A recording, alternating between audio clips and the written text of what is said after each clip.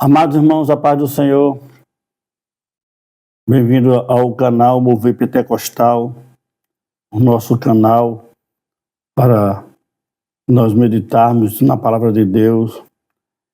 Eu gostaria de, neste momento, trazer para nós uma palavra de testemunho, visto que muitas pessoas não nos conhecem a nossa trajetória, e Deus propôs no nosso coração de trazer aqui o nosso testemunho de conversão. Então, eu gostaria de ler aqui Números 23 e 19 como base desse testemunho que nós iremos contar sobre a nossa conversão. Números 23 e 19 diz assim: porque Deus não é homem para que minta, e nem filho do homem para que se arrependa. Porventura, diria ele e não faria, ou falaria e não cumpriria?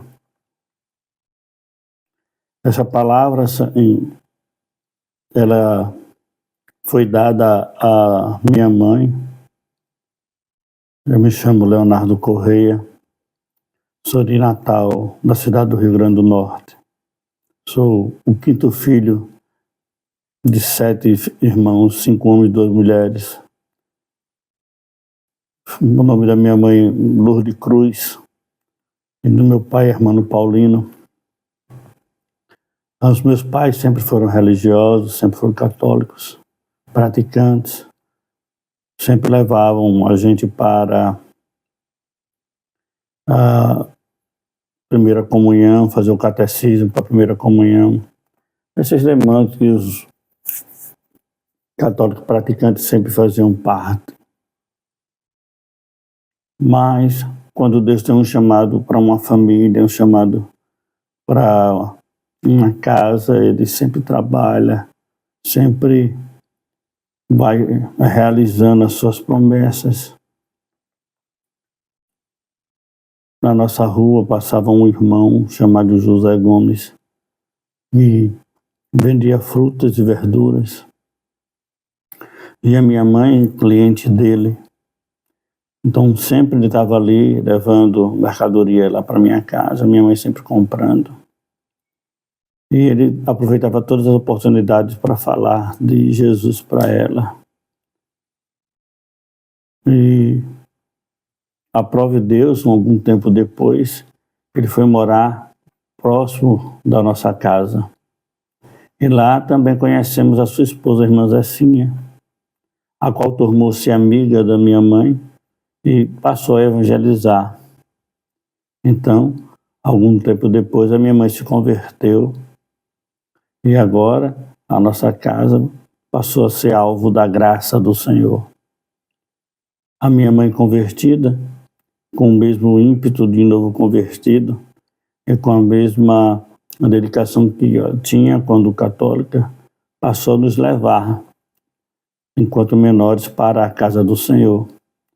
E lá nós fomos, começamos a ir frequentar a igreja Assembleia de Deus, hoje congregação Nelson Bezerril, mas antigamente era chamada de Dom Eugênio, no bairro de São Rosário de Natal, fronteira com o bairro Dom Eugênio. E a minha mãe sempre levava a gente, né, enquanto menores, para os cultos, e lá a gente passou a conhecer a palavra de Deus. E também nós tínhamos um sonho de jogar futebol, como toda criança tinha, todo jovem tinha. E alguém disse para mim que eu não podia ser crente e jogar futebol. Então, para um adolescente que sonhava em jogar futebol, né, já fazia parte da escolinha de um time conhecido na cidade, eu estava almejando crescer um dia sendo jogador de futebol, mas agora como crente não podia mais jogar futebol. E por causa dessa frase, eu me afastei da igreja e deixei de ir para a igreja com a minha mãe, porque eu queria ser jogador de futebol. Então, mais uns 12 ou 13 anos por aí eu tinha, quando eu me afastei da casa do Senhor. Na verdade, eu tentei me reconciliar algumas vezes, tantas vezes que ninguém acreditava que eu realmente um dia poderia me firmar na presença do Senhor. Mas o Senhor sempre usou vasos, dizia para minha mãe: não se preocupe que eu tenho um plano com ele, eu tenho um projeto com ele e eu vou trazer ele de volta para me servir. E os anos foi passando e a gente sai da escola primária e vai para a escola secundária, né? A quinta, sexta, sétima série que a gente chamava os maiores, né? E lá a gente começou a fazer muitas amizades. E lá o Senhor começou a trabalhar na minha vida, mesmo fora da casa do Senhor. Eu era até então tímido, né? E tinha dificuldade assim de me relacionar com as pessoas. Mas quando eu fui para a escola maior, uma professora me deu a oportunidade para participar do grupo de teatro da escola e desenvolver o talento de falar. Um pouco tempo depois, eu já era um orador no Grêmio da escola, que é mais antigo, sabe do que eu estou falando. Eu já estava abrindo palestra dentro da escola. Depois eu me tornei locutor da rádio da escola e estava, né, me destacando no movimento estudantil dentro de Natal. Uma grande equipe me convidou para fazer parte, o pessoal da UMES, né? O Felipe, hoje ainda em Natal, o Marcelo Pires, o Joedson, o Edson de Mossoró, uma grande turma.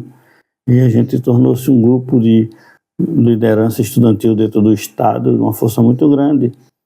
E naquela ali eu fui me destacando e me tornei locutor de campanhas políticas, e a nossa oportunidade que o Senhor trabalhou na nossa vida quando nós estávamos desviados foi a facilidade de comunicação. Como eu falei, saí da rádio da escola, fui para carro de som, e de carro de som fui para palco, apresentar os comícios da época. Então, todo esse talento que o Senhor trabalhou na minha vida, hoje eu entendo, fazia parte do preparo dele para o chamado. Hoje, nós temos a facilidade, pela misericórdia de Deus, de falar para as pessoas, tanto no evangelismo individual como em massa, sem estar preocupado com a questão de nervosismo, porque o Senhor trabalhou quando eu estava afastado da casa dele, nesse setor. Ele deixou eu ter capacidade profissional nessa área lá, quando eu estava desviado. Participei de grandes congressos, viajei para outros estados representando o grupo que fazia parte, estava em constante viagens, e sempre a minha mãe em oração, preocupado porque eu viajava muito, nós viajamos bastante, implantando o Grêmio Estudantil e realizando congresso de estudantes em vários municípios do estado do Rio Grande do Norte. E Deus sempre falava para minha mãe não se preocupar, porque estava trabalhando através dessa meu corre-corre. E realmente a gente hoje pode lembrar dos grandes livramentos que o Senhor nos concedeu. Livramento de acidente nos carros, quando a gente viajava muito. Para os irmãos terem uma ideia, todo mundo visita os amigos, eu visitava a casa da minha mãe, porque era tão ocupado, a nossa equipe era tão solicitada, que a gente não tinha nem tempo de estar em casa. Eram reuniões direto, e nós se envolvemos no partido, passamos a fazer parte da liderança da juventude do partido, né? Então, no ano de 92, nós nos destacamos numa campanha para prefeito da cidade, fazendo parte da equipe da liderança da juventude da campanha. Foi um grande destaque. O nosso candidato da cidade foi eleito prefeito, e isso gerou para nós oportunidades, nós crescemos, mas a minha vida estava sendo assim próspera no sentido de vida profissional de uma forma tão interessante que eu mesmo ficava admirado como o Senhor tinha me dado essa capacidade de argumentação, de palestra, essas coisas todas. E a minha mãe sempre preocupada por causa dessas viagens, desses corre-corre, né? Então, um dia, Deus falou para ela que estava chegando a hora de cumprir a promessa. Então, no ano de 92 a 94, foi um ano muito intensificado. Nós trabalhamos muito na campanha de prefeito e depois para a campanha de governador. Nós estávamos na equipe elite, né? Então, por ser frente da equipe elite, nós tínhamos que estar, se possível, em todos os comícios do estado, levando sempre a caravana, bandeiras, aquela equipe.